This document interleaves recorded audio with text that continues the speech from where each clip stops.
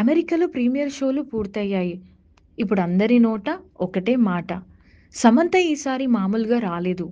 'మా ఇంటి బంగారం' సినిమా చూసిన యూఎస్ఏ ఆడియన్స్ నుంచి వస్తున్న ఫస్ట్ రియాక్షన్ ప్రకారం సినిమా మొదటి 20 నిమిషాలు చాలా ఎమోషనల్‌గా సాగినా, ఆ తర్వాత కథ పూర్తిగా మరో లెవెల్‌లోకి వెళ్ళిపోతుందట.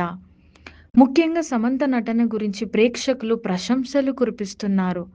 ఒక సాధారణ గృహిణి నుంచి భయంకరమైన రివెంజ్ మోడల్‌లోకి మారే ఆమె ట్రాన్స్‌ఫర్మేషన్ సినిమాకే హైలైట్‌గా నిలిచిందట.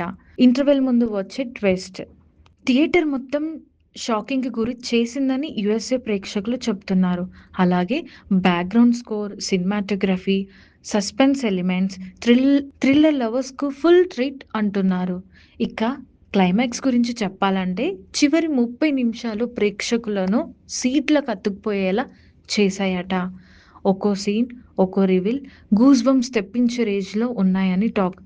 సమంత కెరియర్‌లోనే ఇది బెస్ట్ పెర్ఫార్మన్స్‌లలో ఒకటిగా నిలుస్తుందని యూఎస్ఏ ఆడియన్స్ అభిప్రాయపడుతున్నారు.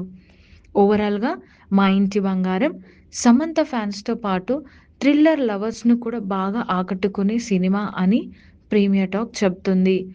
రేటింగ్ విషయానికొచ్చేస్తే 3.75. 'మా ఇంటి బంగారం' చూసేందుకు మీరు ఎంత ఎక్సైట్‌గా ఉన్నారో కామెంట్ చేయండి.